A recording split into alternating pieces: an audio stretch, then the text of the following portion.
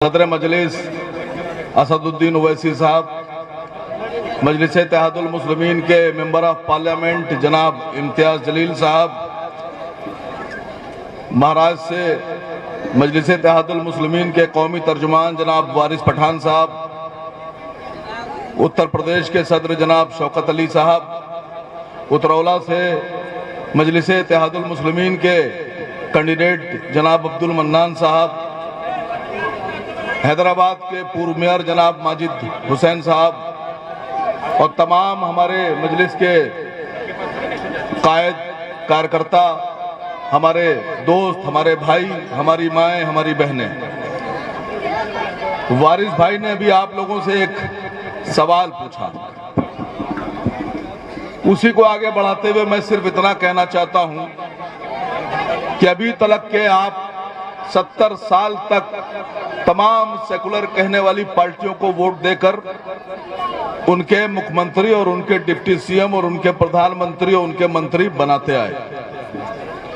इस बार all India मजलिस इत्तेहादुल मुस्लिमीन ने आपकी तरफ से यह मांग रखी है कि अगर तुमको हम 7%, 12%, 5% के वोटों के साथ अपना 20% जोड़कर तुम्हें मुख्यमंत्री बना सकते हैं, तो तुमने आज तक हमारे बारे में क्यों नहीं सोचा? आप लोगों से सवाल है कि आप भी गली गली ये पूछिए कि 4 बार समाजवादी पार्टी के लोग अपने नेता को मुख्यमंत्री बना रहे हैं, 4 बार मायावती जी मुख्यमंत्री बन रही हैं, कांग्रेस वाले भी बन रहे हैं, लेकिन एक बार भी उन्होंने कभी ये नहीं सोचा कि किसी मुसलमान को जिसका 20% वोट उनके वोटों में शामिल है उसको डिप्टी सीएम बनाएं। इस बार डिप्टी सीएम की लड़ाई और सीएम की लड़ाई है, लड़ेंगे।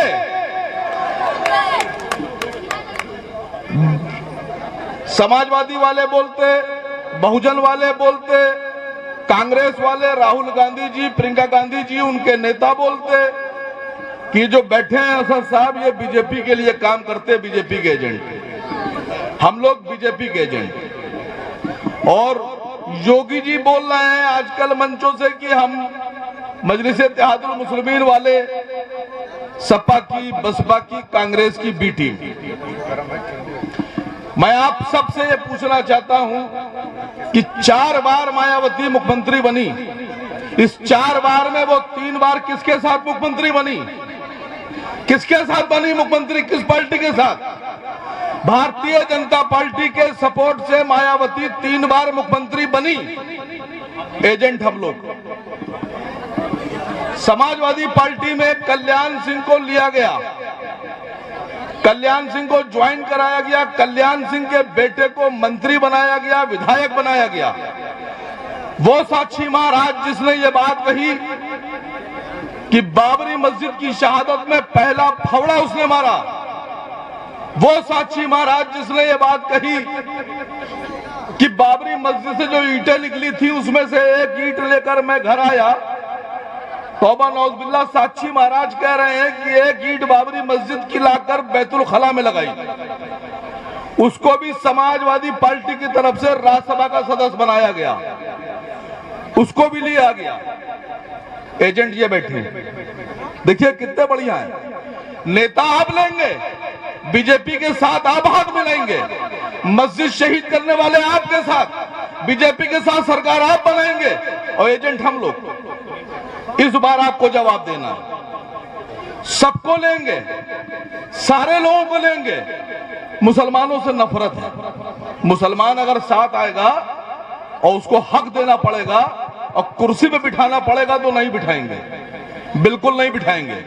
लेकिन जिस सुनील सिंह ने हिंदू युवा वाहिनी के अध्यक्ष रहते हुए एक मंच पर यह बात बोली कि मुसलमानों की जो औरतें मर चुकी हैं उन्हें कब्रों से निकालकर उनके साथ तौबा नौज़बिल्लाह गलत काम करो, उसको भी आप समाजवादी पार्टी की सदस्यता दिला सकते हैं, वो भी आपका नेता है।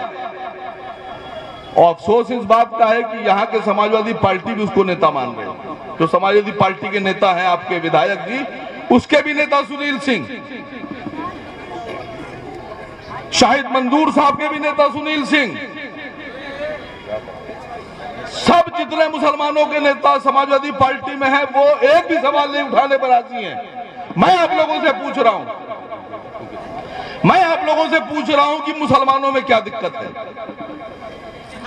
नमाज गुरुग्राम में अगर पढ़ी जाएगी, मुसलमान इधर से उधर से आकर वहां नौकरी करते हैं, वहां नमाज पढ़ते हैं, जमात बनाते हैं जुमे की, तो वहां पर परमिशन लेके वो नमाज पढ़ रहे हैं, तो एक झुंड बनाकर एक पूरा जत्था बीजेपी के सपोर्ट से खड़ा होकर जाकर उनको नमाज पढ़ने से रोकता है, जबकि उनके पास पुलिस की परमिशन है। वो पुलिस के दस्तावेज के साथ वहां नमाज पढ़ रहे थे, जाके वहां गोबर के कंडे लगा दिए गए। अगर नमाज नहीं पढ़ने दोगे और कह रहे हो कि नमाज नहीं पढ़ने देंगे सरकारी जमीन पर, तो खाली मैं ये पूछ रहा हूं आप लोगों से कि गोबर के कंडे डालने की परमिशन कहां से आई? गोबर फैलाओगे सरकारी जमीन पर, नमाज नहीं पढ़ने दोगे। हमारी जितनी मस्जिदें हरियाणा में वक्फ बोर्ड के पास है, उसको वापस किया जाए। आपके मन से मैं भारत सरकार से भी मांग करता हूं। मैं बहुत वक्त आप लोगों का नहीं लूंगा। चुनाव में जनाब डॉक्टर मन्नान साहब आपके प्रत्याशी हैं। मजलिस-ए-इत्तेहादुल मुस्लिमीन की लड़ाई आपकी लड़ाई है, हक की लड़ाई है। मजलिस-ए-इत्तेहादुल मुस्लिमीन के जितने भी विधायक आप जिता के भेजेंगे, वो आपकी आवाज बनेंगे और इंशाअल्लाह बहुत मजबूती से सरकार में मजलिस-ए-इत्तेहादुल मुस्लिमीन के बिना सरकार नहीं बनने जा रही है। ये बात मैं आप लोगों से कह रहा हूं। बच्चे लड़ो नहीं। मजलिस-ए-इत्तेहादुल मुस्लिमीन आप सबको ये यकीन दिलाती है कि इस बार आपका वोट आपके हक के लिए इस्तेमाल किया जाएगा और उत्तर प्रदेश की ये जो विधानसभा है, उसमें जो कुर्सियां होंगी उन पर अबकी से आपका डिप्टी सीएम भी बैठेगा, लेकिन बिठाना आपको है। मैं अपनी बात खत्म करता हूं, वक्त नहीं है। आप लोगों से इस वादे के साथ मैं विदाई चाहता हूं कि इस बार डॉक्टर मन्नान साहब को वोट देकर जिताएंगे।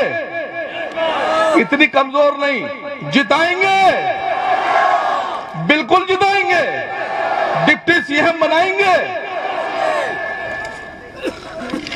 महाराष्ट्र के। वालेकुम रहमतुल्लाह।